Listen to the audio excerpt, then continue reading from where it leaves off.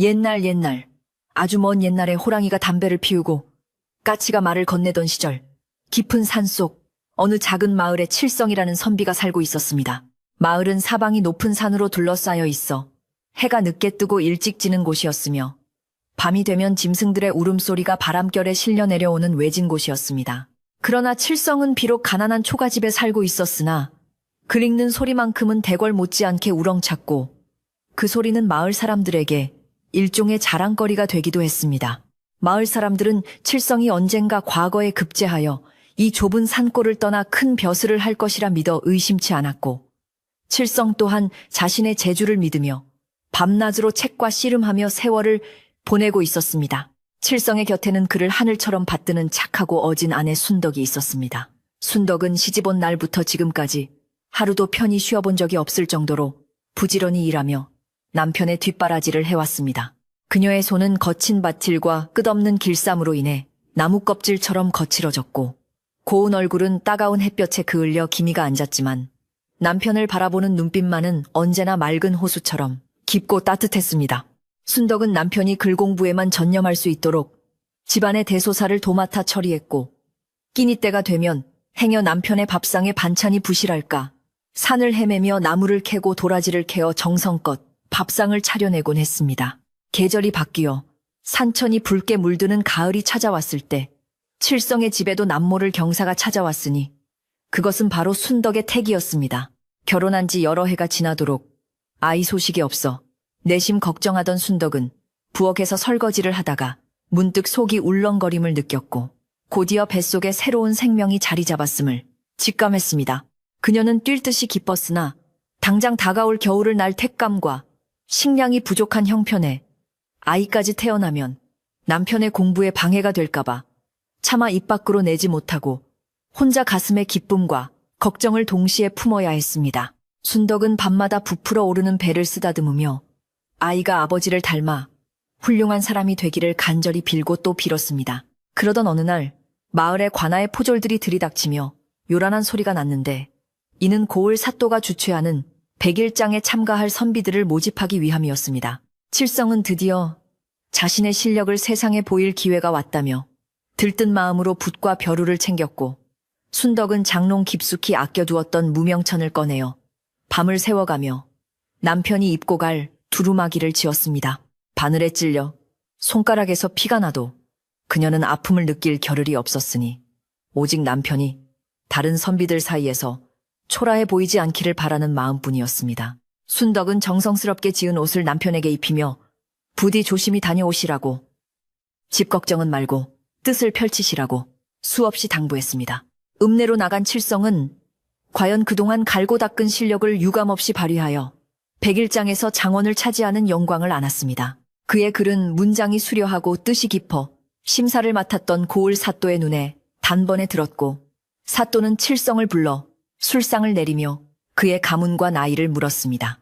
가난한 산골 선비에 불과했던 칠성에게 사또의 관심은 마치 꿈만 같은 일이었고 그는 넙죽절을 하며 자신을 낮추어 소개했습니다. 사또는 칠성의 준수한 외모와 뛰어난 글재주를 아깝게 여기며 슬하에 관연한 딸이 하나 있는데 마땅한 배필을 찾지 못하고 있다는 말을 넌지시 흘리며 칠성의 의중을 떠보았습니다. 사또의 딸과 혼인한다는 것은 곧 부귀영화가 보장된 길이나 다름없었기에 칠성의 마음은 걷잡을 수 없이 흔들리기 시작했습니다. 그는 집에 두고 온 조강지처 순덕을 떠올렸으나 눈앞에 펼쳐진 비단금침과 산의 진미 그리고 사또의 권세가 주는 달콤한 유혹은 그의 이성을 마비시키기에 충분했습니다. 사또는 칠성이 이미 혼인한 몸인 줄은 꿈에도 모르고 만약 자네가 내 사위가 된다면 한양으로 보내 더 큰 벼슬을 할 수 있도록 뒷배를 봐주겠노라고 호언장담했습니다. 칠성은 그 순간 자신의 초라한 초가집과 거친 손마디의 아내를 머릿속에서 지워버리기로 결심하고 사또에게 자신은 아직 미혼이며 오직 학문에만 정진하느라 짝을 찾지 못했다고 거짓을 고하고 말았습니다. 집으로 돌아오는 길, 칠성의 발걸음은 천근만근 무거웠으나 그의 가슴 속에는 이미 시커먼 야망이 엘리를 틀고 있었습니다. 그는 마을 어귀에 들어서며 익숙한 풍경을 마주했으나 어제까지만 해도 정겹게 느껴지던 고향 산천이 이제는 지긋지긋한 가난의 굴레로만 보였습니다. 다 쓰러져가는 울타리와 흙벽이 드러난 자신의 집을 보며 칠성은 한숨을 내쉬었고 문을 열고 나오며 환하게 웃는 순덕의 얼굴을 보아도 예전과 같은 애틋함이 솟아나지 않았습니다. 오히려 순덕의 존재가 자신의 앞길을 막는 거추장스러운 장애물처럼 느껴지기 시작했으니 이는 사람의 마음이 재물과 권력 앞에서 얼마나 간사해질 수 있는지를 보여주는 서글픈 징조였습니다. 순덕은 남편이 장원을 했다는 소식을 듣고 뛸 듯이 기뻐하며 동네방네 자랑을 하고 다녔으나 정작 돌아온 남편의 표정이 어둡고 차가운 것을 보고는 의아해했습니다. 그녀는 남편이 과거 준비로 피곤하여 그런 것이라 여기고 더욱 정성을 다해 수발을 들었으나 칠성은 밥상머리에서 반찬 투정을 하거나 이유 없이 짜증을 내는 일이 잦아졌습니다. 이런 풀죽을 먹고 어찌 글을 읽으란 말이냐 라며 칠성이 밥상을 밀어낼 때마다 순덕은 자신의 정성이 부족한 탓이라 자책하며 남몰래 부엌에서 눈물을 훔쳤습니다. 그러나 칠성의 냉대는 날이 갈수록 심해졌고 그는 급기야 밤늦게까지 밖을 배회하다 들어와서는 아내에게 말 한마디 건네지 않고 등을 돌리고 눕기 일쑤였습니다. 어느 비바람이 몰아치던 밤, 칠성은 마침내 마음속에 품고 있던 독한 결심을 실행에 옮기기로 작정했습니다. 그는 방 안에 앉아 바느질을 하고 있는 순덕을 차가운 눈빛으로 내려다보며 이제 더 이상 너와 함께 살 수 없으니 짐을 싸서 나가라고 청천벽력 같은 통보를 했습니다. 순덕은 자신의 귀를 의심하며 바늘을 멈추고 멍하니 남편을 올려다보았으나 칠성의 표정은 서리발처럼 차갑기만 했습니다. 내가 이제 큰 뜻을 품고 세상으로 나아가려는데 너 같은 무식한 여편네가 내 발목을 잡아서야 되겠느냐. 칠성의 말은 비수처럼 날아와 순덕의 가슴을 후벼 팠고 그녀는 떨리는 목소리로 이것이 무슨 날벼락이냐며 하염없이 눈물을 흘렸습니다. 순덕은 칠성의 바짓가랑이를 붙잡고 애원하며 자신이 부족한 점이 있다면 고칠 테니 제발 버리지 말아 달라고 빌었습니다. 서방님, 제가 무엇을 잘못했습니까? 밥이 설었습니까? 옷이 해졌습니까? 부디 노여움을 푸시고 다시 한번 생각해 주십시오. 그녀의 간절한 호소에도 불구하고 칠성은 매몰차게 발길질을 하며 그녀를 밀쳐냈습니다.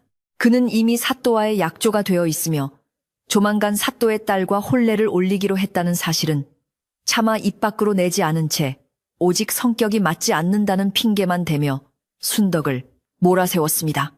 방 안의 촛불이 바람에 위태롭게 흔들리듯 순덕의 운명 또한 풍전등화와 같았습니다. 그때 순덕은 마지막 희망을 걸고 떨리는 목소리로 자신의 임신 사실을 고백했습니다. 서방님, 제 뱃속에 서방님의 핏줄이 자라고 있습니다. 이 아이를 보아서라도 제발 저를 내치지 말아 주십시오. 압이 없는 자식으로 키울 수는 없지 않습니까? 순덕의 고백의 칠성은 잠시 흠칫 놀라는 기색을 보였으나 이내 그 놀라움은 더욱 차가운 경멸로 바뀌었습니다. 그는 오히려 그 아이가 자신의 핏줄인지 어찌 믿느냐며 입에 담지 못할 모욕을 주었고 설령 내 자식이라 해도 앞길 창창한 선비의 길에 걸림돌이 될 뿐이라며 더욱 거세게 화를 내었습니다. 칠성의 눈에는 이미 자식도 아내도 보이지 않았고 오직 금빛 찬란한 미래만이 아른거릴 뿐이었습니다. 밖에서는 천둥 소리가 요란하게 울리고 빗줄기가 굵어지기 시작했으나 칠성은 아랑곳하지 않고 순덕의 낡은 옷가지를 보따리에 대충 싸서 마당으로 던져버렸습니다. 당장 내 눈앞에서 사라져라. 다시는 이 근처에 얼씬도 하지 말 것이며 만약 내 앞길을 막는다면 그때는 정말 가만두지 않겠다. 칠성의 고함 소리는 빗소리에 섞여 더욱 공포스럽게 들렸고 순덕은 맨발로 마당에 쫓겨나 비를 맞으며 서러운 울음을 토해냈습니다. 그녀의 옷은 순식간에 젖어들었고 뱃속의 아이도 어미의 슬픔을 느끼는지 백가죽을 쿵쿵 차오르는데 그 태동이 순덕을 더욱 비참하게 만들었습니다. 순덕은 비 내리는 마당에 무릎을 꿇고 칠성이 있는 방문을 향해 엎드려 절을 하며 마지막으로 자비를 구했습니다. 서방님, 이 비가 그칠 때까지만이라도 있게 해주십시오. 갈 곳 없는 몸입니다. 친정도 멀고 아는 이 하나 없는 곳에서 이 밤에 어찌 나가란 말씀입니까? 그러나 방문은 굳게 닫힌 채 열릴 줄을 몰랐고 방 안에서는 칠성이 짐을 정리하는 부스럭거리는 소리만 들려올 뿐이었습니다. 마을의 개들조차 짖지 않는 칠흑 같은 어둠 속에서 순덕은 세상 천지에 홀로 남겨진 듯한 고독과 절망을 뼈저리게 느껴야 했습니다. 그녀의 눈물은 빗물과 섞여 흐르고 그녀의 한 맺힌 울음소리는 바람에 흩어졌습니다. 한참을 그렇게 비를 맞으며 울던 순덕은 결국 몸을 일으켜 비틀거리는 걸음으로 대문을 나섰습니다. 그녀가 뒤를 돌아보자 한때는 세상에서 가장 따뜻한 보금자리라고 믿었던 초가집이 번개에 번쩍이며 괴물처럼 낯선 모습으로 서 있었습니다.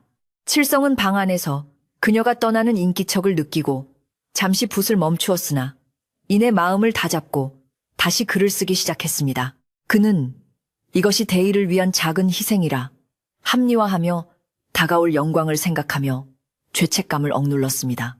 그러나 칠성의 손은 미세하게 떨리고 있었고 먹물 냄새 사이로 비릿한 비냄새가 스며들어와 그의 코끝을 자극했습니다. 순덕은 쏟아지는 폭우를 뚫고 산길을 내려가며 몇 번이나 미끄러지고 넘어졌습니다. 돌부리에 채여 발톱이 깨지고 무릎이 까져 피가 흘렀지만 몸의 고통보다 마음의 상처가 더 깊고 쓰라렸습니다. 그녀는 뱃속의 아이를 보호하기 위해 본능적으로 배를 감싸 쥐고 어디로 가야 할지 모르는 막막함 속에 무작정 발걸음을 옮겼습니다. 아가야 미안하다. 이 못난 어미를 용서해다오. 아비가 우리를 버렸구나. 그녀의 중얼거림은 빗소리에 묻혀 사라졌고 산짐승들도 그녀의 비통한 모습을 피해 숨죽인 듯 산속은 고요하고 차가웠습니다. 순덕의 그림자는 번개가 칠 때마다 길게 늘어져 마치 유령처럼 숲속을 헤매는 듯 보였습니다. 한편 칠성은 순덕을 내쫓은 후 방안을 정리하며 그녀의 흔적을 지우는 데 열중했습니다. 그녀가 쓰던 빗거울, 바느질, 고리 등을 모두 모아 아궁이에 쳐넣고 불을 지폈습니다. 타오르는 불꽃을 보며 그는 이제야 홀가분하다는 듯 깊은 숨을 내쉬었지만 가슴 한구석에 남은 찜찜함은 쉬이 사라지지 않았습니다. 그는 내일날이 밝는 대로 사또를 찾아가 혼인을 승낙하고 새로운 집터를 알아봐 달라고 부탁할 계획을 세웠습니다. 가난하고 구질구질했던 과거를 불태우고 사또의 사위로서 새롭게 태어날 자신을 상상하며 그는 억지로 미소를 지어 보였습니다. 하지만 창호지 문 밖에서 들리는 빗소리는 마치 순덕의 흐느낌처럼 들려와 밤새 그의 귓가를 맴돌았습니다. 마을 사람들은 다음 날 아침 칠성의 집 마당에 흩어진 깨진 그릇 조각들과 진흙탕에 찍힌 맨발 자국을 보고 수군거리기 시작했습니다. 누군가는 밤새 큰 싸움이 난 것 같다고 했고 누군가는 여자의 울음소리를 들었다고 했습니다. 그러나 칠성은 말끔하게 차려입고 집을 나서며 마을 사람들에게 아무 일도 없었다는 듯 태연하게 인사를 건넸습니다. 그는 아내가 친정으로 요양을 갔다고 둘러대며 자신은 공부를 위해 읍내로 나간다고 말했습니다. 순박한 마을 사람들은 칠성의 말을 곧이곧대로 믿으려 했으나 칠성의 눈빛에 서린 도끼와 어딘가 부자연스러운 태도에서 불길한 기운을 감지하고는 고개를 갸웃거렸습니다. 칠성은 읍내로 나가 사또를 만나 혼인을 확정짓고 곧바로 신접살림을 차릴 집을 짓기 위한 준비에 착수했습니다. 사또는 칠성을 위해 마을에서 가장 양지 바르고 경치 좋은 명당 자리를 내어주었고 최고의 목수들을 불러 기와집을 짓도록 명했습니다. 칠성은 공사 현장을 지휘하며 자신의 위세를 과시했고 인부들에게 호통을 치며 빨리 집을 완공하라고 독촉했습니다. 헌집을 허물고 새 집을 짓는 망치 소리가 요란하게 울려 퍼졌으나 칠성의 귀에는 그 소리가 마치 승리의 북소리처럼 들렸습니다. 그는 이제 곧 자신이 이 고을의 유지로 거듭날 것이라는 확신에 차 있었고 버림받은 아내와 뱃속의 아이 따위는 까맣게 잊은 듯했습니다. 그러나 하늘은 모든 것을 지켜보고 있었습니다. 칠성이 새 집에 대들보로 쓸 나무를 고르기 위해 산에 올랐을 때 기이하게도 굵고 튼튼한 나무들 사이에서 까마귀 떼가 날아올라 불길한 울음소리를 내며 하늘을 뒤덮었습니다. 목수들은 이를 보고 흉졸하며 수군거렸으나 칠성은 미신 따위 믿지 않는다며 오히려 더 크고 좋은 나무를 베어오라고 고집을 부렸습니다. 그가 지목한 나무는 수백 년 된 고목으로 마을 사람들이 신성시 여기던 당산나무 근처에 있는 것이었습니다. 칠성의 욕망은 신령한 기운마저 범하려 들었고 그의 눈에는 오직 웅장하고 화려한 집을 지어 사람들을 압도하겠다는 생각밖에 없었습니다. 집을 짓는 동안에도 기이한 일은 계속되었습니다. 맑은 하늘에 갑자기 먹구름이 끼어 소나기가 쏟아지는가 하면 땅을 파던 인부들이 알 수 없는 뼈 조각을 발견하고 기겁을 하기도 했습니다. 하지만 칠성은 돈으로 인부들의 입을 막고 공사를 강행했습니다. 그는 사또의 딸에게 보여줄 완벽한 신혼집을 위해 물불을 가리지 않았고 자신의 성공을 방해하는 것은 무엇이든 제거하려 들었습니다. 칠성의 마음속 집은 점점 화려하게 지어지고 있었으나 그 집의 기둥뿌리는 썩어가고 있음을 그는 깨닫지 못했습니다. 그의 영혼은 이미 탐욕에 잠식되어 사람으로서 지켜야 할 최소한의 도리마저 저버린 상태였습니다. 어느덧 시간이 흘러 칠성의 새 집이 거의 모습을 갖추어갈 무렵 마을 어귀의 주막에서는 칠성에 대한 흉흉한 소문이 돌기 시작했습니다. 산속에서 만삭의 여인이 피를 흘리며 쓰러져 있는 것을 보았다는 나무꾼의 이야기부터 밤마다 칠성의 옛집 터에서 아기 울음소리가 들린다는 이야기까지 사람들은 칠성이 조강지처를 버리고 출세길을 택했다는 사실을 눈치채기 시작했고 그를 바라보는 시선은 경외에서 경멸로 바뀌어 가고 있었습니다. 하지만 권력의 맛에 취한 칠성은 귀를 닫고 눈을 감은 채 자신의 성 안에서 고립되어 가고 있었습니다. 그는 이제 되돌아갈 수 없는 강을 건넜으며 그 강 너머에는 그가 상상조차 하지 못한 끔찍한 인과응보가 기다리고 있었습니다. 칠성은 완공을 앞둔 집의 안채를 둘러보며 흡족한 미소를 지었습니다. 매끄럽게 다듬어진 마루와 화려한 단청, 그리고 높게 솟은 대들보는 그의 권위를 상징하는 듯 했습니다. 그는 사또의 딸을 맞이하여 이곳에서 천년만년 부귀영화를 누릴 꿈에 부풀어 있었고 과거에 가난했던 시절은 마치 전생의 일처럼 아득하게만 느껴졌습니다. 하지만 그가 대들보를 올려다볼 때 잠시 스쳐 지나가는 바람소리가 마치 서방님 하고 부르는 여인의 목소리처럼 들려 등골이 오싹해짐을 느꼈습니다. 칠성은 헛것을 들었다며 고개를 저었지만 가슴 한구석에 자리 잡은 불안감은 그림자처럼 끈질기게 그를 따라다니고 있었습니다. 이제 이야기는 칠성의 화려한 새집과 그곳에 드리운 어두운 그림자를 향해 흘러갑니다. 배신과 탐욕으로 쌓아올린 탑이 과연 얼마나 견고할지, 그리고 억울하게 쫓겨난 순덕의 한이 어떻게 서려 있는지, 다가올 앞날은 폭풍 전야의 고요함처럼 위태롭기만 합니다. 칠성은 자신의 선택이 불러올 파장을 전혀 예상하지 못한 채 다가오는 집들이 날만을 손꼽아 기다리고 있었습니다. 그러나 운명의 수레바퀴는 이미 구르기 시작했고 그 끝에는 피할 수 없는 징벌이 기다리고 있음을 오직 밤하늘의 달과 별들만이 알고 있는 듯 슬프게 반짝였습니다. 계절이 바뀌어 찬바람이 불어오고 흰눈이 소복이 쌓이는 겨울이 지나 다시 만물이 소생하는 봄이 찾아왔습니다. 칠성은 마침내 사또의 딸과 혼례를 올리게 되었는데 그 규모가 어찌나 웅장하고 화려한지 인근 고을 사람들까지 구경을 올 정도였습니다. 청사초롱이 마을 어귀부터 줄지어 내걸리고 신부의 가마를 따르는 하인들의 행렬이 심리밖까지 이어졌으며 잔치상에 오를 소와 돼지를 잡는 소리가 끊이지 않았습니다.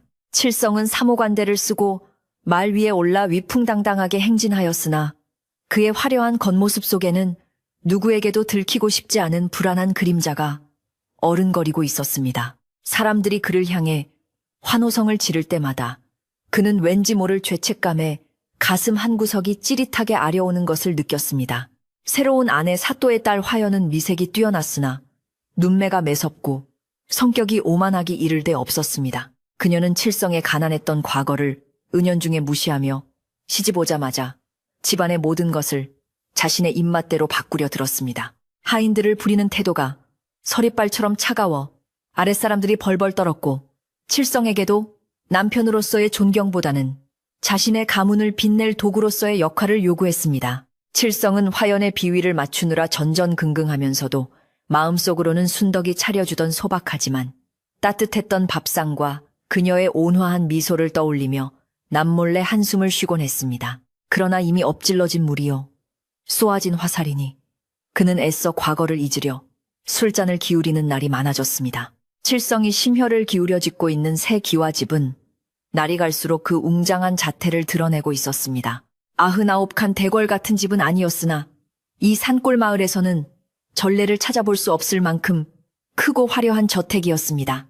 칠성은 이 집이야말로 자신의 성공을 증명하는 기념비라 생각하여 기둥 하나 석가래 하나도 최고급 목재만을 고집했습니다. 그러나 이상하게도 공사가 진행될수록 인부들 사이에서는 기이한 소문이 돌기 시작했습니다.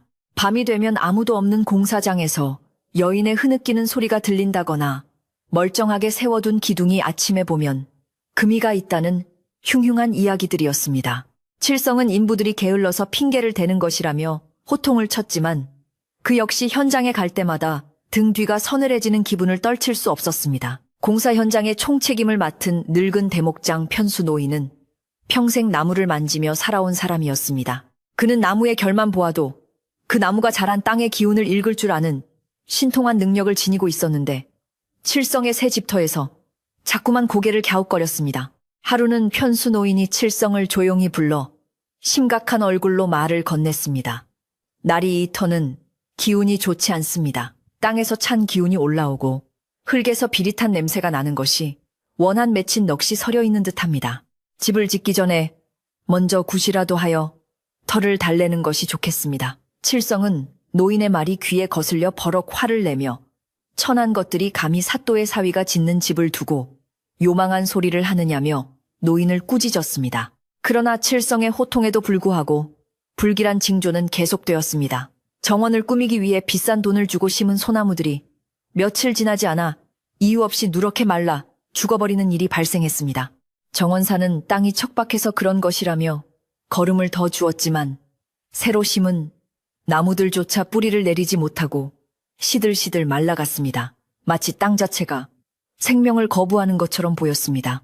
화연은 정원이 흉물스럽다며 칠성에게 불평을 쏟아냈고 칠성은 애곶은 정원사만 매질하여 쫓아냈습니다. 그의 마음속 여유는 사라지고 점점 더 신경질적이고 포악한 성격으로 변해가고 있었습니다. 그는 자신의 권위로 모든 문제를 덮을 수 있다고 믿었지만 자연의 섭리와 인과의 법칙은 그의 뜻대로 움직여주지 않았습니다. 어느 날 밤, 칠성은 술에 취해 공사 중인 사랑채 마루에 홀로 앉아 있었습니다. 달빛이 구름에 가려 사방이 어두컴컴한데 어디선가 서방님 추워요 하는 가추픈 목소리가 바람결에 실려왔습니다. 칠성은 깜짝 놀라 주위를 둘러보았으나 보이는 것은 앙상한 석가래와 쌓여있는 목재들 뿐이었습니다. 그는 자신이 술에 취해 헛것을 들었다고 생각하며 머리를 흔들었지만 그 목소리는 너무나도 생생하게 귓가에 맴돌았습니다. 그것은 분명 그가 내쫓았던 순덕의 목소리였습니다. 칠성은 공포에 질려 누구냐, 누가 감히 나를 놀리느냐 하고 소리쳤지만 돌아오는 것은 텅 빈 메아리와 부엉이의 음산한 울음소리뿐이었습니다. 다음 날 대들보를 올리는 상량식이 거행될 예정이었습니다. 상량식은 집을 짓는 과정에서 가장 중요한 의식으로 집안의 안녕과 부귀영화를 기원하는 자리였습니다. 마을 사람들이 몰려나와 구경을 하고 무당이 징을 치며 축원을 했습니다. 그런데 장정 10명이 달라붙어 대들보를 들어 올리려는데 나무가 마치 천근만 근 쇳덩이처럼 꿈쩍도 하지 않는 것이었습니다. 편수 노인은 땀을 뻘뻘 흘리며 이건 예사일이 아니다, 무언가 부정을 탔다며 수군거렸습니다. 칠성은 체면이 구겨질까봐 얼굴이 불그락푸르락해져서 돈을 더 줄 테니 억지로라도 들어 올리라고 고래고래 고함을 질렀습니다. 겨우겨우 대들보가 올라가고 지붕에 뼈대가 갖춰졌지만 그 과정에서 인부 한 명이 발을 헛디뎌 떨어져 다리가 부러지는 사고가 발생했습니다. 잔치 분위기는 순식간에 찬물을 끼얹은 듯 썰렁해졌고 사람들은 재수없는 집이라며 혀를 차고 돌아갔습니다. 칠성은 다친 인부에게 치료비는커녕 재수없게 잔칫날 사고를 쳤다며 욕설을 퍼부었습니다. 편수 노인은 그런 칠성을 보며 깊은 한숨을 내쉬고는 날이 집은 사람의 마음을 담는 그릇입니다. 주인의 마음이 이리 모진데 집이 어찌 편안하겠습니까? 이 대들보가 나중에 큰 화를 부를까 두렵습니다. 라고 마지막 경고를 남기고는 연장을 챙겨 떠나버렸습니다. 우여곡절 끝에 집은 완공되었으나 그 모습은 왠지 모르게 기괴했습니다. 기와는 검은 윤기가 흐르는데 마치 젖어있는 듯 차가워 보였고 담장은 지나치게 높아 안을 들여다볼 수 없게 하여 마치 감옥을 연상케 했습니다. 새 집의 문을 여는 날, 화연은 비단 치마를 끌며 안채로 들어섰으나 들어서자마자 한기를 느끼고 몸을 떨었습니다. 여보, 집이 왜 이리 춥습니까? 아궁이에 불을 덧대라고 하세요. 칠성은 아랫목이 절절 끓도록 불을 지피라 명했지만 방 안의 냉기는 좀처럼 가시지 않았습니다. 그것은 단순히 날씨 탓이 아니라 집안 곳곳에 스며든 원한 서린 냉기 때문이었습니다. 새 집에서의 첫날 밤, 칠성은 잠을 이루지 못하고 뒤척였습니다. 옆에 누운 화연은 고단했는지 깊은 잠에 빠져 있었지만 칠성의 눈은 말똥말똥했습니다. 천장을 바라보는데 대들보 쪽에서 사각사각 하는 소리가 들려왔습니다. 마치 누군가가 손톱으로 나무를 긁는 듯한 소리였습니다. 칠성은 쥐가 들어왔나 싶어 베개를 던져보았지만 소리는 멈추지 않고 점점 더 커져만 갔습니다. 사각사각, 뚝뚝. 그러다가 빗물이 새는 것처럼 무언가가 바닥으로 떨어지는 소리가 들렸습니다. 칠성은 촛불을 켜고 바닥을 확인해 보았으나 물기 하나 없이 메말라 있었습니다. 그는 식은땀을 흘리며 이불을 머리끝까지 뒤집어 썼습니다. 마을에는 칠성의 전처 순덕에 대한 소문이 파다하게 퍼져 있었습니다. 어떤 이는 순덕이 산속에서 아이를 낳다 죽었다고 했고, 어떤 이는 칠성이 보낸 자객에게 당했다고도 했습니다. 확인되지 않은 소문들은 꼬리에 꼬리를 물고 부풀려져 칠성은 조강지처를 죽인 파렴치한으로 매도되고 있었습니다. 칠성은 밖에 나가는 것을 꺼리게 되었고 집안에 틀어박혀 술로 세월을 보내기 시작했습니다. 그는 화려한 집을 지어 사람들에게 보란 듯이 떵떵거리며 살고 싶었으나 현실은 감옥에 갇힌 죄수와 다를 바 없었습니다. 화연은 칠성의 나약한 모습을 보며 경멸의 눈빛을 보냈고 부부 사이의 대화는 단절되었습니다. 그러던 어느 날 칠성의 집에 낯선 손님이 찾아왔습니다. 허름한 승복을 입은 떠돌이 스님이었는데 대문 앞에서 시주를 청하며 기이한 말을 남겼습니다. 이 집에는 주인보다 먼저 와 있는 객이 있군요. 그 객을 달래지 않으면 주인이 쫓겨날 것입니다. 하인은 재수 없는 소리를 한다며 소금을 뿌려 스님을 쫓아냈지만 그 광경을 멀리서 지켜보던 칠성은 가슴이 철렁 내려앉았습니다. 주인보다 먼저 와 있는 객이라니 그것은 분명 순덕을 가리키는 말 같았습니다. 칠성은 급히 하인을 시켜 스님을 모셔오라 했지만 스님은 이미 연기처럼 사라지고 난 뒤였습니다. 불안감이 극에 달한 칠성은 집안 곳곳에 부적을 붙이고 굿을 하기도 했지만 효험은 없었습니다. 밤마다 들리는 기이한 소리는 이제 울음소리를 넘어 아이가 옹알거리는 소리처럼 변해가고 있었습니다. 아빠, 아빠 하는 희미한 소리가 들릴 때면 칠성은 귀를 틀어막고 괴로워했습니다. 그것은 환청일 수도 있었고 죄책감이 만들어낸 환영일 수도 있었으나 칠성에게는 더할 나위 없는 공포였습니다. 그는 점점 야위어갔고 눈 밑은 최악에 들어갔으며 헛소리를 중얼거리는 일이 잦아졌습니다. 마을 사람들은 칠성이 미쳐가고 있다고 수군거렸습니다. 화연은 남편의 기행을 더 이상 참지 못하고 친정으로 돌아가겠다고 선언했습니다.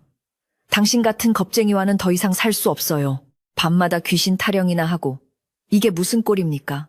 화연이 짐을 싸서 나가던 날 칠성은 그녀를 붙잡지도 못하고 멍하니 바라만 보았습니다. 넓은 집에 홀로 남겨진 칠성은 더욱더 고립감에 시달렸습니다. 하인들도 하나둘씩 핑계를 대고 집을 떠나갔고 그 넓은 집에는 칠성과 늙은 하인 한 명만이 남게 되었습니다. 밤이 되면 집은 칠흑 같은 어둠에 잠겼고 바람 소리는 더욱 거칠게 창문을 흔들어댔습니다. 집들이 날이 다가오고 있었습니다.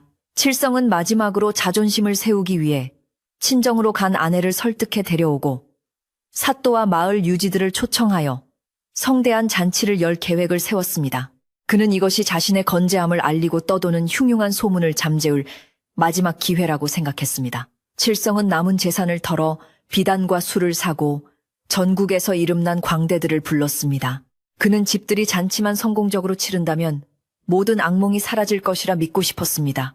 그러나 그가 준비하는 잔치상은 사람을 위한 것이 아니라 보이지 않는 존재들을 위한 제사상이 되고 있다는 것을 그는 알지 못했습니다. 집들이 전날 밤 칠성은 뜬 눈으로 밤을 새우며 집안을 점검했습니다. 대청마루를 닦고 또 닦아 얼굴이 비칠 정도로 만들었고 기둥마다 붉은 천을 감아 애군을 막으려 했습니다. 그런데 칠성이 대청마루 한가운데 서서 천장을 올려다보았을 때 대들보에 이상한 얼룩이 져 있는 것을 발견했습니다. 어제까지만 해도 없었던 검붉은 얼룩이 마치 사람의 형상처럼 번져 있었습니다. 칠성은 걸레를 가져와 박박 문질렀지만 얼룩은 지워지지 않고 오히려 더 선명해지는 듯 했습니다. 그는 공포에 질려 뒷걸음질 치다가 촛대를 쓰러뜨렸고 불이 꺼진 어둠 속에서 대들보는 마치 그를 내려다보는 거대한 눈동자처럼 느껴졌습니다. 그날 밤 꿈의 칠성은 순덕을 보았습니다. 그녀는 쫓겨나던 날 입었던 젖은 무명옷을 입고 있었는데 배는 만삭이었고 얼굴은 창백했습니다. 순덕은 칠성에게 다가와 말없이 손을 내밀었습니다. 그녀의 손에는 핏덩이 같은 붉은 강보에 쌓인 아기가 들려 있었습니다. 서방님 아이가 집을 보고 싶어 해요. 우리 들어가도 되지요. 순덕의 목소리는 서늘하면서도 슬펐습니다. 칠성은 안 돼. 오지 마. 저리가 하고 소리치며 발버둥 쳤지만 몸이 마비된 듯 움직이지 않았습니다. 순덕이 점점 가까이 다가오자 칠성은 비명을 지르며 잠에서 깨어났습니다. 온몸은 땀으로 흠뻑 젖어 있었고 심장은 터질 듯이 뛰고 있었습니다. 날이 밝았지만 칠성의 불안은 가라앉지 않았습니다. 오늘은 대망의 집들이 날이었습니다. 그는 억지로 화려한 옷을 차려입고 거울 앞에 섰습니다. 거울 속에 그는 화려한 옷을 입은 병자처럼 보였습니다. 그는 뺨을 때리며 정신을 차리려 애썼습니다. 나는 사또의 사위다. 나는 이 고을 제일 가는 부자다. 귀신 따위는 없다. 그는 주문을 외우듯 중얼거리며 억지 미소를 지어 보였습니다. 그러나 그의 손은 덜덜 떨리고 있었고 눈동자는 불안하게 흔들리고 있었습니다. 밖에서는 손님들이 도착하는 소리가 들려왔습니다. 잔치의 시작을 알리는 풍악 소리가 울려 퍼졌지만 칠성의 귀에는 그 소리가 마치 장송곡처럼 들렸습니다. 마당에는 많은 손님이 모여들어 북적거렸습니다. 사또도 도착하여 상석에 앉았고 돌아온 화연도 칠성의 옆자리에 앉아 억지 미소를 짓고 있었습니다. 마을 사람들은 겉으로는 축하 인사를 건넸지만 속으로는 칠성의 초췌한 모습을 보며 수군거렸습니다. 저 양반 꼴 좀 봐. 귀신에 홀린 게 틀림없어. 집은 으리으리한데 주인은 송장이 다 되었구먼. 사람들의 시선이 따갑게 느껴졌지만 칠성은 애써 태연한 척하며 술잔을 들어 건배를 제의했습니다. 자, 모두 들어오셔서 마음껏 드시고 즐기십시오. 오늘은 기쁜 날입니다. 그의 목소리는 갈라지고 힘이 없었지만 잔치의 흥을 깨지 않으려 모두가 화답하며 술을 마셨습니다. 해가 서산으로 기울고 땅거미가 질 무렵 잔치는 절정에 달했습니다. 칠성은 술 기운을 빌려 잠시나마 공포를 잊은 듯 했습니다. 그는 사람들의 칭송을 들으며 자신이 정말로 성공한 사람인 양착각에 빠져들었습니다. 그때였습니다. 갑자기 불어닥친 돌풍에 마당의 횃불들이 일제히 꺼질 듯 흔들렸고 대청마루에 걸려있던 족자가 툭 하고 떨어졌습니다. 사람들은 놀라서 웅성거렸고 칠성의 얼굴은 흑빛이 되었습니다. 불길한 정적이 감도는 가운데 어디선가 끼익 하는 나무 뒤틀리는 소리가 들려왔습니다. 모든 사람의 시선이 소리가 나는 곳 바로 대들보를 향했습니다. 칠성은 숨을 멈추고 천장을 올려다보았습니다. 대들보 위 어두운 그림자 속에 무언가가 움직이고 있었습니다. 그것은 고양이도 쥐도 아니었습니다. 검은 그림자는 서서히 형체를 갖추어가며 아래로 흘러내리듯 드리워졌습니다. 술잔을 든 칠성의 손에서 술이 넘쳐 흐르며 바닥을 적셨지만 그는 그것을 닦을 생각조차 하지 못했습니다. 그의 눈은 오직 대들보 위 그 설명할 수 없는 공포의 실체를 향해 고정되어 있었습니다. 이제 칠성이 그토록 외면하고 싶었던 진실이 수많은 사람 앞에서 그 끔찍한 모습을 드러내려 하고 있었습니다. 죄 지은 자는 피할 곳이 없다는 옛말이 현실로 다가오는 순간이었습니다. 어둠이 짙게 깔린 대청마루 위로 차가운 달빛 한 줄기가 스며들어 대들보를 비추었습니다. 사람들은 숨소리조차 내지 못하고 그 광경을 지켜보았습니다. 칠성의 심장은 곤두박질 쳤고 입안은 바짝바짝 말라갔습니다. 이제 곧 칠성의 거짓된 영광이 무너지고 감추어진 비극이 막을 올릴 준비를 마쳤습니다. 기나긴 밤, 끝나지 않을 것 같은 공포의 시간이 칠성을 기다리고 있었습니다. 모두의 시선이 천장을 향해 꽂힌 그 순간 대청마루에는 숨막히는 정적이 감돌았습니다. 촛불이 바람에 일렁이며 만들어낸 그림자들이 마치 살아 움직이는 듯 벽을 타고 넘실거렸고 밖에서 들려오던 풀벌레 소리마저 뚝 끊긴 듯 고요했습니다. 칠성의 눈동자는 공포로 크게 확장되어 대들보 위를 샅샅이 훑고 있었으나 그곳에는 분명 아무것도 없어야만 했습니다. 하지만 사람들의 눈에 비친 것은 착각이라 치부하기에는 너무나도 선명한 검고 짙은 어둠의 덩어리였습니다. 그것은 처음에는 그저 대들보의 옹이처럼 보였으나 시간이 지날수록 점점 덩치를 키우며 기이한 형상을 갖추어가고 있었습니다. 칠성은 마른 침을 꿀꺽 삼키며 애써 떨리는 목소리를 감추고 입을 열었습니다. 저것은 필시 오래된 거미줄에 먼지가 앉은 것일 겁니다. 하인들이 청소를 게을리하여 귀한 손님들을 놀라게 했으니 내 이놈들을 엄히 다스리겠습니다. 그는 호탕하게 웃어 넘기려 했으나 그의 웃음소리는 물기 없는 낙엽이 바스라지는 소리처럼 건조하고 공허하게 들렸습니다. 손님들은 칠성의 말에 안도의 한숨을 내쉬는 척했지만 누구도 그 말을 온전히 믿는 눈치는 아니었습니다. 그 검은 형체는 거미줄이라기에는 너무나 묵직해 보였고 마치 누군가가 웅크리고 앉아 아래를 내려다보는 듯한 섬뜩한 느낌을 주었기 때문입니다. 사또는 불쾌한 기색을 감추지 않고 헛기침을 하며 칠성을 다그쳤습니다. 여보게, 사위 새 집에 거미줄이라니. 이게 무슨 소리인가?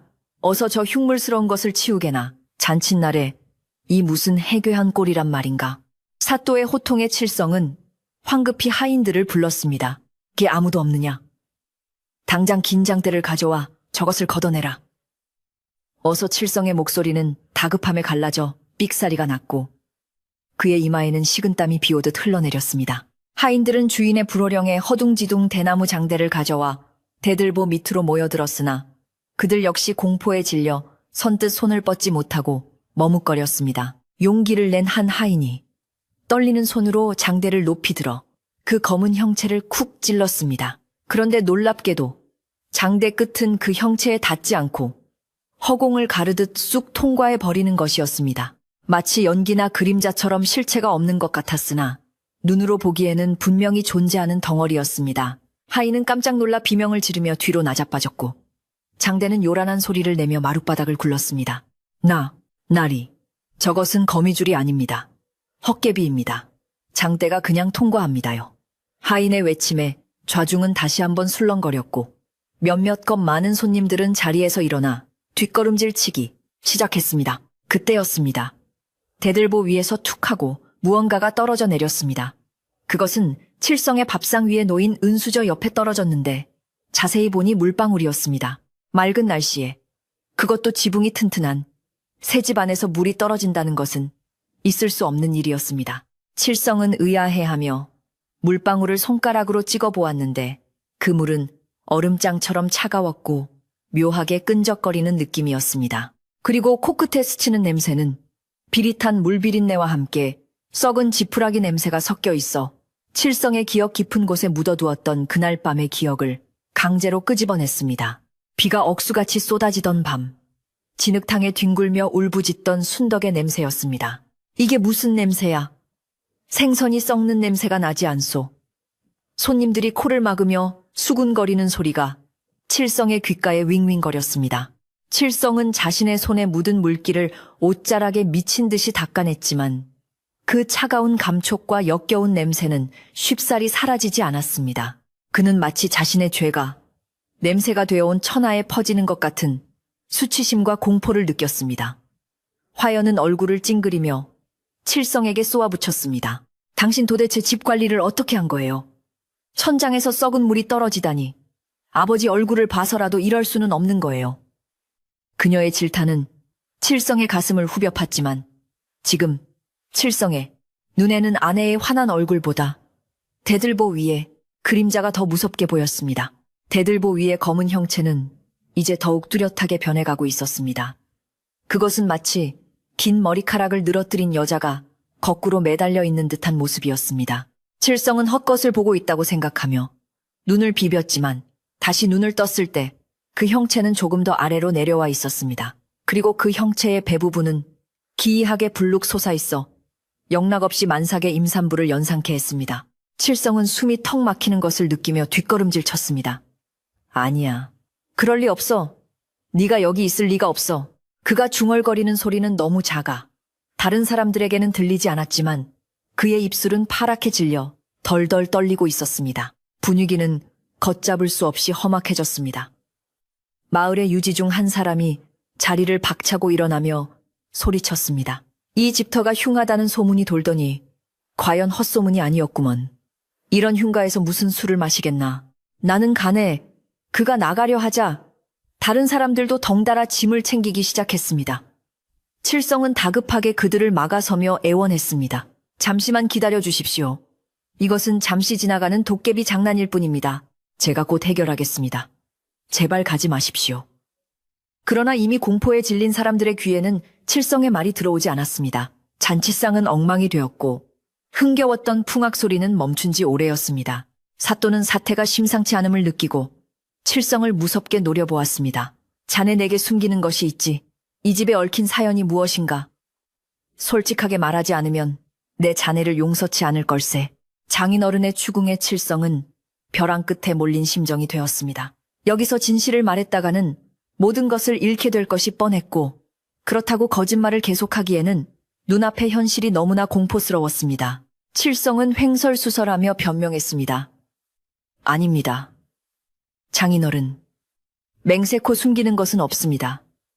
다만 예전 살던 집에 터가 새서 잡기가 들러붙은 모양입니다. 그 순간 대청마루 전체가 쿵 하고 울리는 소리가 났습니다.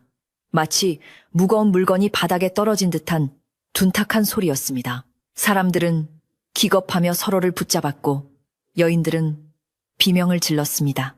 소리의 진원지는 대들보 바로 아래 칠성이 서 있던 자리였습니다. 칠성은 다리가 풀려 바닥에 주저앉았고 그의 시선은 허공을 향해 고정되어 있었습니다. 그의 눈에는 보였습니다. 대들보에 매달린 그 검은 그림자가 천천히 고개를 들어 칠성을 정면으로 바라보는 모습이 그 얼굴은 머리카락에 가려 잘 보이지 않았지만 칠성은 단번에 알아볼 수 있었습니다. 창백하게 질린 피부, 피가 맺힌 입술, 그리고 원망으로 가득 찬 슬픈 눈동자. 그것은 죽은 줄로만 알았던 혹은 어디선가 잘 살고 있으리라 믿고 싶었던 순덕이었습니다. 서방님, 왜 저를 버리셨나요? 우리 아가는 추운데 허공에서 울려 퍼지는 목소리는 칠성의 귓속을 파고들어 뇌를 갉아먹는 듯 했습니다. 그 소리는 귀로 들리는 것이 아니라 가슴속 깊은 곳에서 울려나오는 소리 같았습니다. 칠성은 귀를 틀어막고 괴성을 질렀습니다.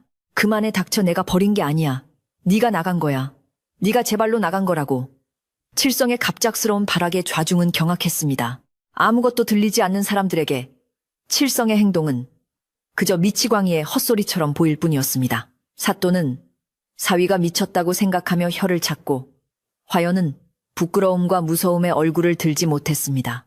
밖에서 구경하던 마을 사람들도 웅성거리기 시작했습니다. 저 소리 들었어. 칠성이 놈이 전초한테 하는 소리 같지 않아. 그럼 그 소문이 사실이었나? 조강지철을 내쫓고 부잣집 딸한테 장가갔다는 게 쑥덕거리는 소리는 삽시간에 퍼져나갔고 그동안 쉬쉬했던 칠성의 과거가 낱낱이 파헤쳐지는 순간이었습니다.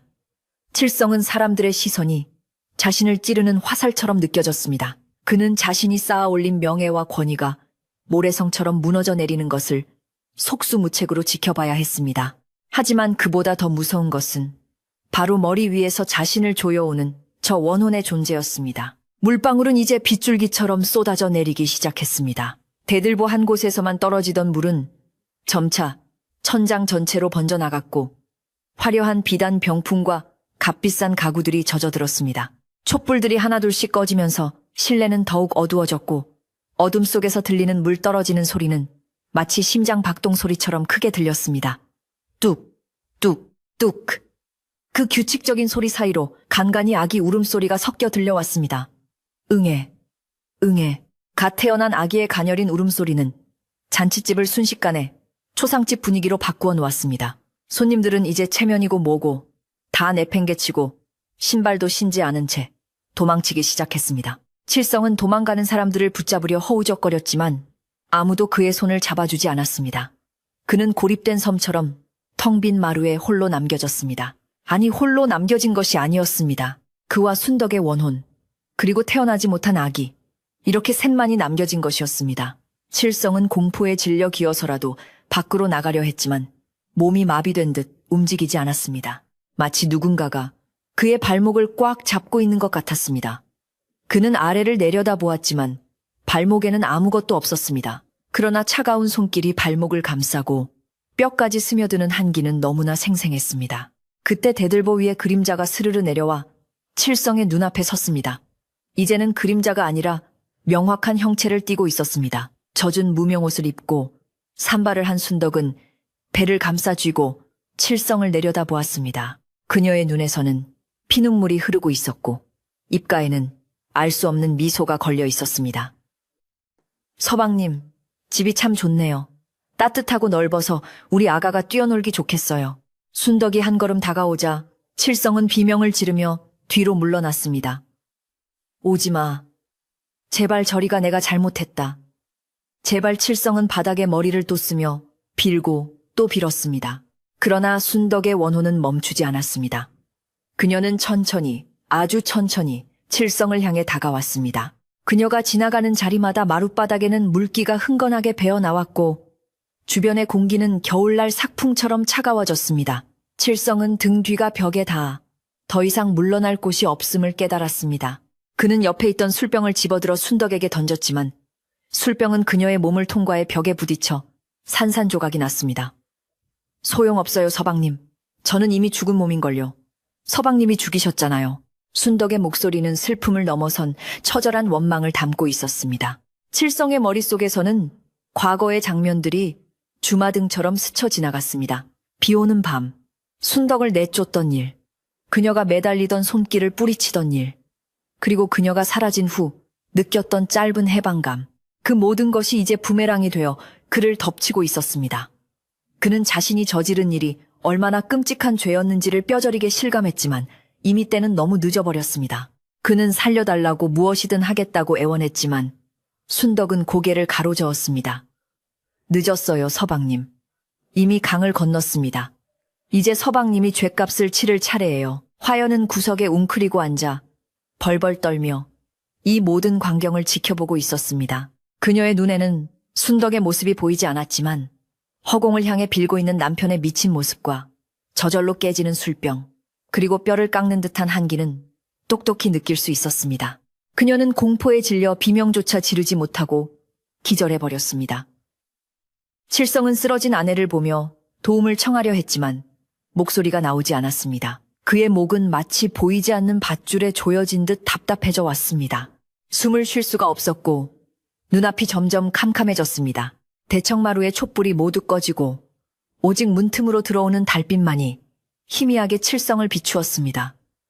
어둠 속에서 순덕의 얼굴만이 하얗게 빛나고 있었습니다. 그녀는 칠성의 턱을 차가운 손으로 들어올리며 속삭였습니다. 저와 함께 가요, 서방님. 예전처럼 오순도순 살아요. 저 차가운 산속이 아니라 이곳에서 영원히. 그녀의 손길은 얼음처럼 차가웠지만 칠성은 그 손길에서 묘한 그리움을 느꼈습니다. 그것은 죽음의 유혹이었고 파멸로 이끄는 달콤한 속삭임이었습니다. 칠성의 눈동자는 초점을 잃어가고 있었고 그의 입에서는 알 수 없는 헛소리가 흘러나왔습니다. 집 밖에서는 마을 사람들이 웅성거리며 집안의 동정을 살피고 있었습니다. 갑자기 집안에서 들려오던 비명소리가 뚝 그치고 무거운 침묵만이 흘러나왔습니다. 사람들은 서로의 얼굴을 쳐다보며 마른 침을 삼켰습니다. 무슨 일이지, 조용한데 누가 좀 들어가 봐. 하지만 아무도 선뜻 나서는 사람이 없었습니다.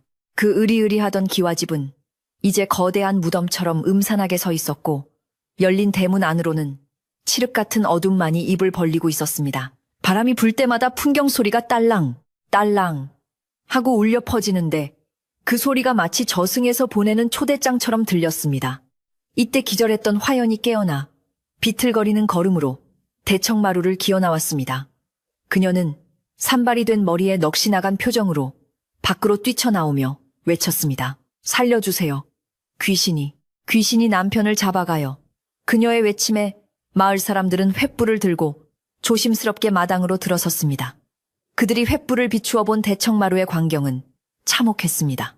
잔치상은 뒤엎어져 있었고 바닥은 물바다가 되어 있었으며 그 한가운데 칠성이 쓰러져 있었습니다. 그는 눈을 하얗게 뒤집은 채 입에 거품을 물고 경련을 일으키고 있었는데 그의 목에는 마치 누군가가 밧줄로 조인 듯한 붉은 자국이 선명하게 남아 있었습니다. 사또는 하인들을 시켜 칠성을 업어나오게 했지만 칠성은 헛소리를 짓거리며 허공을 향해 손을 휘저었습니다. 잘못했습니다. 잘못했습니다. 순덕아, 내가 잘못했다. 그의 목소리는 애처로웠으나 그곳에 모인 누구도 그를 동정하지 않았습니다. 인과응보 뿌린 대로 거둔다는 옛말이 눈앞에서 증명되는 순간이었습니다. 칠성이 그토록 자랑하던 새 집은 하루아침에 귀신 나오는 흉가로 변해버렸고 그의 부귀영화는 하룻밤의 꿈처럼 사라질 위기에 처했습니다. 달빛 아래 드러난 칠성의 얼굴은 공포와 후회로 일그러져 보는 이들로 하여금 소름 돋게 만들었습니다. 밤은 깊어가고 새벽이 다가오고 있었지만 칠성의 집을 둘러싼 어둠은 거칠 기미가 보이지 않았습니다. 순덕의 한 맺힌 원호는 이제야 비로소 자신의 존재를 세상에 알렸고 칠성은 그 무게를 온몸으로 감당해야 했습니다. 이것은 단순한 복수가 아니라 잊혀진 약속과 버림받은 사랑에 대한 슬픈 절규였습니다. 마을 사람들은 칠성을 바라보며 혀를 찼지만 동시에 자신들의 삶을 되돌아보며 옷깃을 여미었습니다. 죄는 미워하되 사람은 미워하지 말라 했으나 칠성의 죄는 너무나 무겁고 깊어 밤하늘의 별조차 고개를 돌리는 듯 했습니다. 이제 이야기는 파국을 향해 치닫고 남은 것은 처절한 결말뿐이었습니다. 광란의 밤이 지나고 새벽이 찾아왔으나 칠성의 집을 덮은 먹구름은 거칠 줄을 몰랐습니다. 잔치에 초대받았던 손님들은 혼비백산하여 도망친 지 오래였고 마당에는 뒤집힌 술상과 깨진 그릇 조각들, 그리고 손님들이 허둥지둥 도망치다 흘리고 간 신발 한 짝만이 덩그러니 남아 처량함을 더했습니다. 칠성은 엉망이 된 대청마루 한 구석에 웅크리고 앉아 있었는데 그의 몰골은 하룻밤 사이에 10년은 늙은 듯 초췌해져 있었습니다. 화려했던 비단옷은 술과 흙탕물로 얼룩져 걸레 조각처럼 변해 있었고 헝클어진 머리카락 사이로 보이는 눈동자는 초점을 잃고 허공을 배회하고 있었습니다. 그는 아직도 어젯밤의 공포에서 벗어나지 못한 듯 입술을 달달 떨며 알 수 없는 헛소리를 계속해서 중얼거리고 있었습니다. 날이 완전히 밝자 사또가 보낸 관아의 포졸들이 칠성의 집에 들이닥쳤습니다. 그들은 칠성을 죄인 다루듯 거칠게 일으켜 세우며 사또의 언명을 전했습니다. 사또께서 더 이상 자네를 사위로 인정하지 않겠다고 하셨네.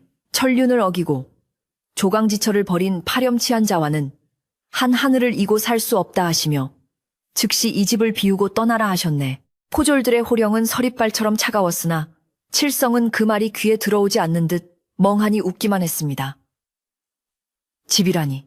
내 집이야. 내가 지은 집이라고. 순덕이가 있어. 순덕이가 밥을 차려준대. 칠성의 미친 소리에 포졸들은 혀를 차며 고개를 저었습니다.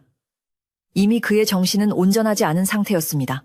화연은 이미 친정으로 돌아가 문을 걸어 잠그고 두문불출하고 있었습니다. 그녀는 칠성과의 혼인을 인생 최대의 오점으로 여기며 칠성이 보낸 서찰이나 전갈은 뜯어보지도 않고 불태워버렸습니다.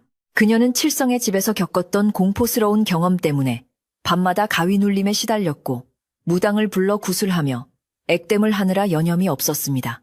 마을 사람들은 사또의 딸이 귀신 들린 집에 시집 갔다가 겨우 살아 돌아왔다며 수군거렸지만 그 누구도 칠성을 동정하는 사람은 없었습니다. 오히려 인과응보라며 남의 눈에 눈물 내면 제 눈에는 피눈물이 나는 법이라며 고소해하기까지 했습니다. 칠성은 이제 완벽하게 고립되어 세상 천지에 의지할 곳 없는 신세가 되었습니다. 포졸들이 칠성을 끌어내려 하자 칠성은 갑자기 발작하듯 몸부림을 쳤습니다. 그는 대들보를 끌어안고 놓지 않으려 하며 악을 썼습니다. 안 돼, 못 나가. 내가 어떻게 지은 집인데. 순덕아, 여보, 저놈들 좀 말려봐. 우리 집을 뺏으려 한다. 칠성은 허공을 향해 순덕의 이름을 부르며 도움을 청했지만 돌아오는 것은 싸늘한 침묵뿐이었습니다.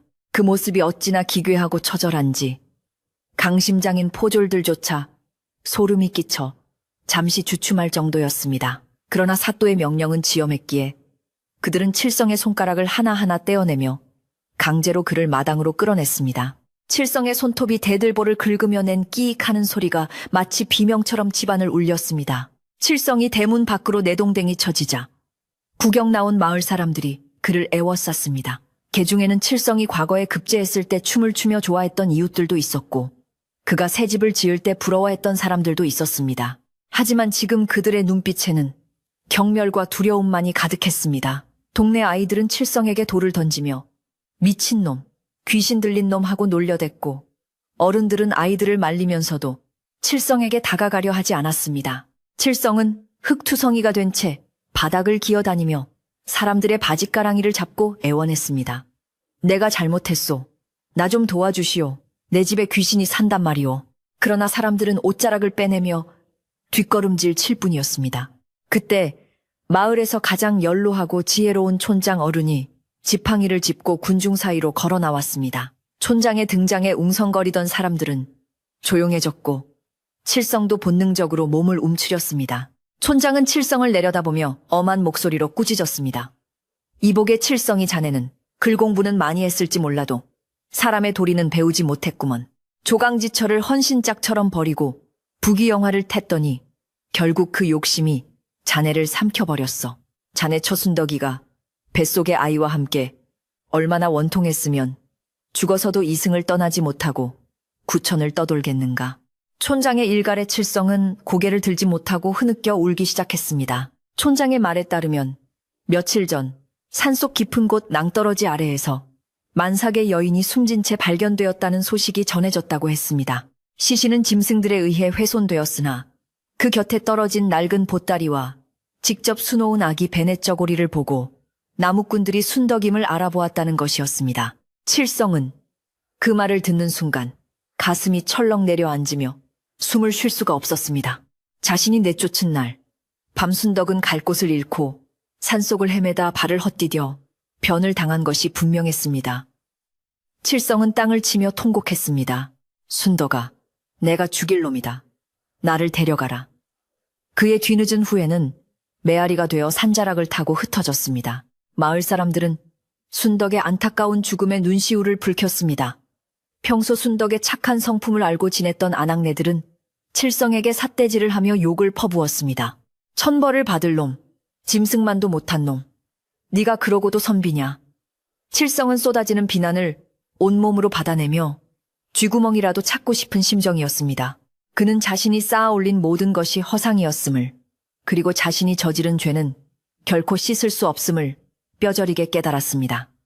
이제 그에게 남은 것은 아무것도 없었습니다. 명예도 재물도 가족도 그리고 온전한 정신마저도 모두 사라져버렸습니다. 촌장은 마을의 안녕을 위해 칠성을 마을에서 내쫓기로 결정했습니다. 부정을 탄 자를 마을에 둘 수 없네.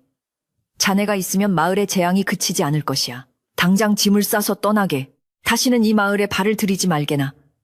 촌장의 선언은 곧 마을의 법이나 다름없었습니다. 칠성은 쫓겨나는 것보다 순덕의 원혼이 머무는 그 집에서 멀어지는 것이 더 두려웠습니다. 그는 집 쪽을 바라보며 안 돼. 순덕이가 기다려. 하고 중얼거렸지만 건장한 청년들이 그를 마을 입구까지 끌고 갔습니다. 칠성의 처절한 울음소리가 마을 어귀를 벗어날 때까지 계속되었으나 아무도 그를 붙잡지 않았습니다. 칠성이 떠난 후 마을 사람들은 흉가가 되어버린 칠성의 새집 문제를 논의하기 위해 모였습니다. 그 으리으리한 기와집은 이제 공포의 대상이 되어 근처를 지나가는 것조차 꺼리는 곳이 되었습니다. 밤이면 여전히 아기 울음소리가 들린다는 소문이 돌았고 집 주변의 풀과 나무는 검게 말라 죽어갔습니다.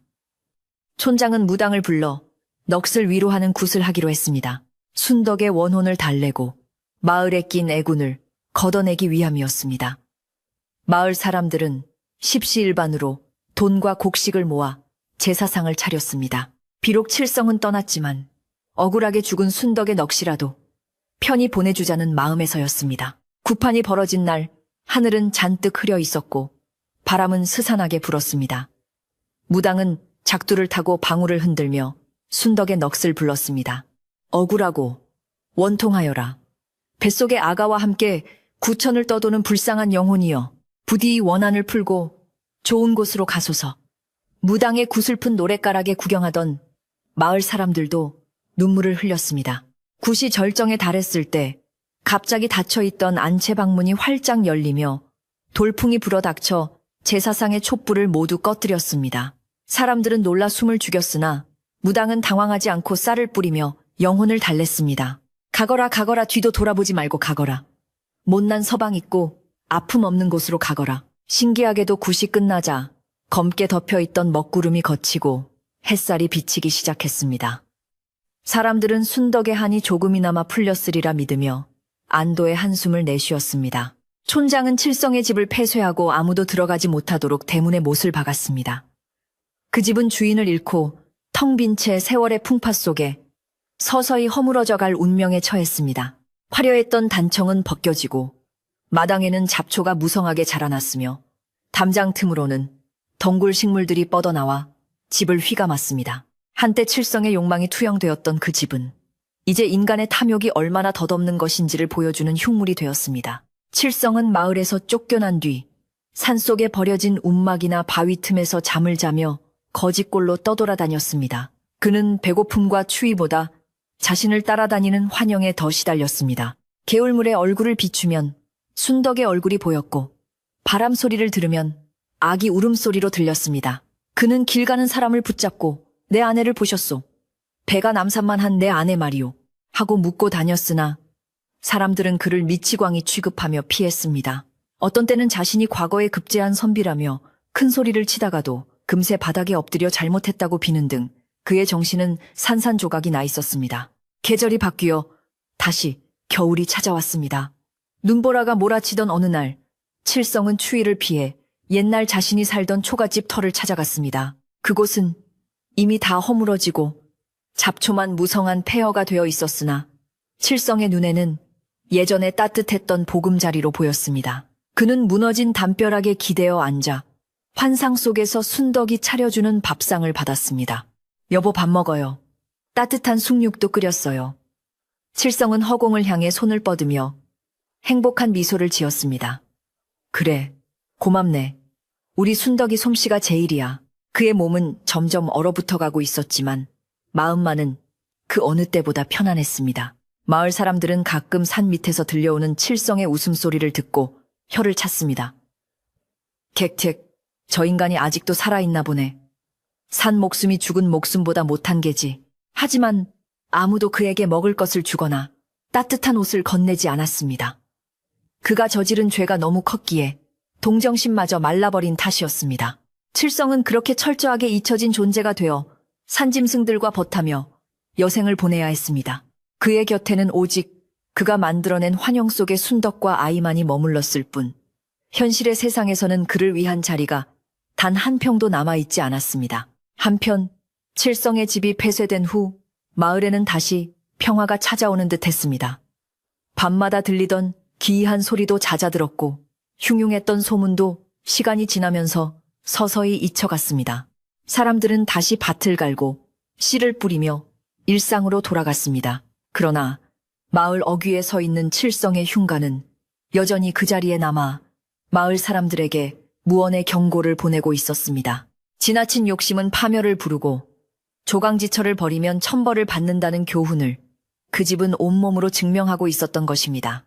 어르신들은 아이들에게 그 집을 가리키며 옛날 이야기를 들려주듯 칠성의 이야기를 해주었고 아이들은 무서워하면서도 그 이야기를 귀담아 들었습니다. 어느 날 마을의 한 젊은이가 호기심에 칠성의 폐가에 들어갔다가 혼비백산하여 나온 일이 있었습니다. 그는 대청마루에 앉아있는 하얀 소복 입은 여인을 보았다고 했습니다. 여인은 아기를 안고 자장가를 부르고 있었는데 그 모습이 너무나 슬퍼 보여 도망칠 수밖에 없었다고 했습니다. 이 이야기가 퍼지자 사람들은 순덕의 원혼이 아직도 그 집에 머물며 떠나간 남편을 기다리고 있는 것이 아니냐며 안타까워했습니다.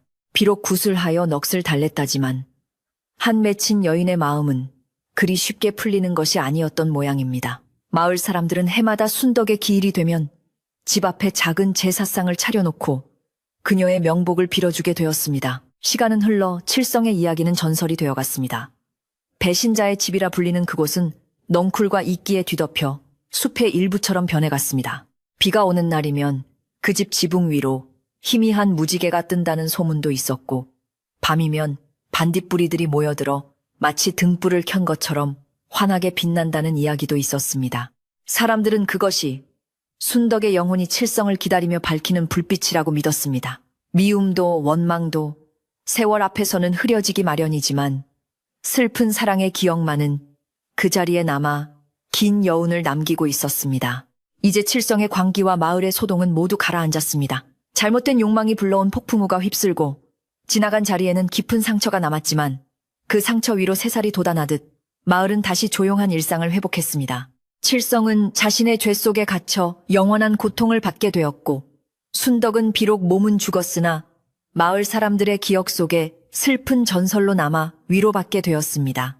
모든 것이 제자리를 찾아가는 과정은 고통스러웠으나 반드시 거쳐야 할 정화의 시간이었습니다. 어둠이 내린 마을 멀리서 개 짖는 소리가 들려오고 밥 짓는 연기가 평화롭게 피어오릅니다. 이제 마지막 이야기를 향해 갈 시간입니다. 격정의 시간이 지나고 찾아온 고요 속에서 우리는 어떤 깨달음을 얻게 될까요? 칠성의 마지막 모습과 마을의 뒷이야기가 밤하늘의 별처럼 반짝이며 우리를 기다리고 있습니다. 세월은 유수와 같이 흘러 어느덧 10년이라는 시간이 훌쩍 지나갔습니다. 한때 마을 사람들의 부러움과 시기를 동시에 받았던 칠성의 기와집은 이제 사람의 발길이 끊긴 지 오래되어 잡초와 덩굴이 주인 노릇을 하는 폐허로 변해버렸습니다. 화려했던 단청은 비바람에 씻겨 그 흔적조차 찾기 어려웠고 하늘을 찌를 듯 솟아있던 대들보는 썩어 문드러져 흉물스러운 뼈대만을 드러내고 있었습니다. 지붕의 기와들은 깨져 바닥에 나뒹굴고 마당은 이름 모를 들꽃들이 무성하게 자라나 마치 처음부터 집이 없었던 숲속의 공터처럼 변해가고 있었습니다. 자연은 인간의 덧없는 욕망이 남긴 상처를 스스로의 힘으로 천천히 덮어가며 치유하고 있었던 것입니다. 마을 사람들의 기억 속에서도 칠성의 악행과 그날 밤의 공포는 조금씩 흐릿해져 전설처럼 남았습니다. 어른들은 가끔 술자리 안주 삼아 예전에 그런 일이 있었지 하며 칠성의 이야기를 꺼냈지만 그 목소리에는 이제 분노나 두려움보다는 인생의 무상함을 안타까워하는 연민이 묻어났습니다. 아이들은 폐가 근처에서 숨바꼭질하며 놀다가도 해가 지면 귀신 나온다 하며 집으로 도망쳤지만 그 귀신이 더 이상 사람을 해코지 하는 악귀가 아니라 슬픈 사연을 간직한 존재라는 것을 막연하게나마 알고 있었습니다. 마을은 그렇게 칠성의 몰락을 역사로 받아들이며 다시 평온한 일상을 이어가고 있었습니다. 그러던 어느 해 유난히도 눈이 많이 내리던 겨울밤이었습니다. 온 세상이 하얗게 뒤덮이고 살을 애는 듯한 칼바람이 불어닥쳐 짐승들도 굴속 깊이 숨어든 밤, 마을 어귀에 한 노인이 비틀거리며 나타났습니다. 헝클어진 백발의 누더기를 걸친 그는 다름 아닌 칠성이었습니다. 10년의 세월 동안 그는 정신을 놓은 채 세상을 떠돌며 걸식하였고 늙고 병들어 이제는 거동조차 힘겨운 처지가 되어 있었습니다. 무엇에 이끌렸는지 그는 본능적으로 자신의 고향 그리고 순덕과 함께 살았던 옛집 터를 향해 마지막 힘을 짜내어 발걸음을 옮기고 있었습니다. 그의 눈빛은 몽롱했으나 그 속에는 알 수 없는 그리움이 가득 차 있었습니다. 칠성은 무릎까지 쌓인 눈을 헤치며 옛 초가집이 있던 자리에 도착했습니다. 집은 온데간데 없고 앙상한 감나무 한 그루만이 그곳을 지키고 서 있었습니다. 칠성은 나무 아래 주저앉아 거친 숨을 몰아쉬었습니다. 추위와 배고픔이 그의 몸을 마비시켜 왔지만 이상하게도 그의 마음은 아주 오랜만에 평온함을 느꼈습니다. 그는 흐릿해지는 의식 속에서 환영을 보았습니다. 눈앞의 눈밭이 따뜻한 아랫목으로 변하고 부엌에서는 구수한 된장국 냄새가 피어올랐습니다. 그리고 방문이 열리며 젊은 시절의 순덕이 환하게 웃으며 그를 맞이하는 모습이 보였습니다. 서방님 이제 오십니까? 밥상 차려놓았습니다. 순덕아, 순덕아. 칠성은 얼어붙은 입술을 달싹이며 그녀의 이름을 불렀습니다. 그의 눈앞에 나타난 순덕은 더 이상 피를 흘리는 원귀의 모습이 아니었습니다. 그가 가난했지만 행복했던 시절, 그를 위해 헌신하고 사랑해 주었던 그 곱디고 온 아내의 모습이었습니다. 순덕은 다가와 차가운 칠성의 손을 따뜻하게 감싸주었습니다. 칠성은 하염없이 눈물을 흘리며 고개를 끄덕였습니다. 미안하다. 내가 정말 미안하다. 너무 늦게 왔다. 그의 참회는 소리 없는 울림이 되어 밤하늘로 흩어졌습니다. 순덕은 말없이 미소 지으며 칠성의 머리를 쓰다듬어 주었고 칠성은 그녀의 품에 안기듯 나무 기둥에 기대어 스르르 눈을 감았습니다. 다음 날 아침 눈이 그치고 맑은 햇살이 마을을 비추었을 때 곶감을 구하러 산에 올랐던 마을 청년들이 감나무 아래 쓰러져 있는 칠성을 발견했습니다. 그는 이미 숨을 거둔 뒤였으나 그의 얼굴은 마치 깊은 잠에 빠진 듯 평온해 보였습니다. 고통과 광기로 일그러져 있던 지난 세월의 흔적은 사라지고 입가에는 옅은 미소마저 머금고 있었습니다. 청년들은 마을로 내려가 이 사실을 알렸고 촌장과 어른들이 올라와 칠성의 시신을 수습했습니다. 비록 큰 죄를 지은 죄인이었으나 죽음 앞에서는 모든 원한이 부질없다는 것을 아는 마을 사람들은 그를 위해 마지막 자비를 베풀기로 했습니다. 촌장은 칠성을 순덕이 묻힌 곳 근처 양지 바른 곳에 묻어주라고 지시했습니다. 살아서는 못다한 사죄 죽어서라도 곁에서 빌며 살게 해주자꾸나. 저승에서는 부디 헛된 욕심 버리고 둘이서 못다 한정 나누며 살기를 바라는 마음에서다. 마을 사람들은 칠성의 시신을 거적에 싸서 순덕의 무덤 아래쪽에 조그마한 봉분을 만들어 묻어주었습니다. 칠성이 평생 짊어졌던 업보는 이제 흙으로 돌아가 비로소 멈추게 되었습니다. 사람들은 무덤 앞에 소주 한 잔을 뿌리며 다시는 이런 비극이 이 마을에 일어나지 않기를 간절히 빌었습니다. 칠성이 죽고 난 뒤 마을에는 신기한 변화가 찾아왔습니다. 흉가로 불리던 칠성의 새 집터에서 맑은 샘물이 솟아나기 시작한 것입니다. 그 물은 어찌나 맑고 시원한지 한 모금만 마셔도 머리가 맑아지고 기운이 솟는다는 소문이 돌았습니다. 사람들은 그 샘물을 순덕샘이라 부르며 귀하게 여겼습니다. 잡초만 무성하던 폐허는 마을 사람들이 함께 가꾸는 쉼터가 되었고, 봄이면 진달래와 철쭉이 만발하여 마을에서 가장 아름다운 곳으로 변모했습니다. 순덕의 한이 서려 있던 곳이 마을 사람들에게 생명수를 제공하는 축복의 땅으로 바뀐 것입니다. 이는 순덕의 착한 심성이 죽어서도 마을을 굽어 살피는 것이라 사람들은 믿었습니다. 또한 마을의 인심도 한결 두터워졌습니다. 칠성의 이야기를 교훈 삼아 부부간의 정을 소중히 여기고 조강지처를 홀대하는 일이 사라졌습니다. 남편들은 밭일을 마치고 돌아오면 아내의 노고를 위로할 줄 알게 되었고, 아내들은 남편을 존중하며 가정을 화목하게 이끌었습니다.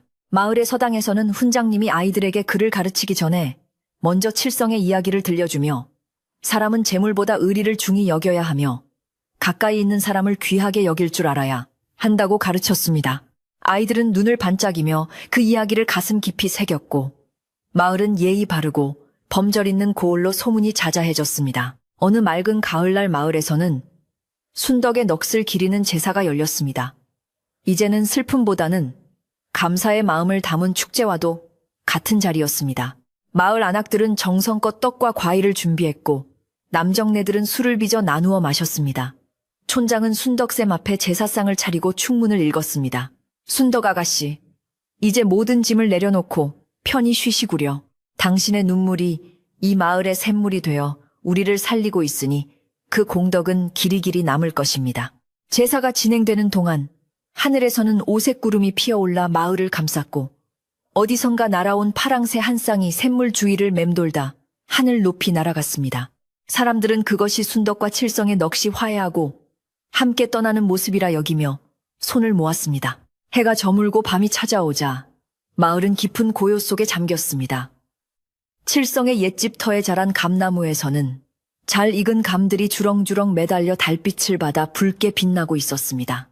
바람이 불 때마다 나뭇잎들이 사그락거리는 소리는 마치 옛날 순덕이 배를 짜던 소리처럼 정겹게 들려왔습니다. 마을 사람들은 따뜻한 아랫목에 누워 도란도란 이야기를 나누다 하나둘씩 잠이 들었습니다. 그들의 꿈속에는 욕심 없는 세상, 서로를 아끼고 사랑하는 평화로운 세상이 펼쳐졌을 것입니다. 칠성과 순덕의 이야기는 이제 비극이 아니라 사랑과 용서의 의미를 되새기게 하는 아름다운 전설이 되어 마을을 지키는 등불이 되었습니다. 이제 이야기의 끝자락에 다다랐습니다.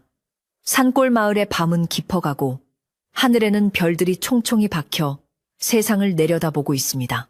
저 별들 중 하나는 아마도 순덕의 맑은 눈동자를 닮았을 것이고, 또 다른 하나는 뒤늦게나마 참회한 칠성의 눈물일지도 모릅니다. 세상의 모든 인연은 만나고 헤어지며 기쁨과 슬픔을 남기지만 진실한 마음만은 세월이 흘러도 변치 않고 밤하늘의 별처럼 빛나는 법입니다.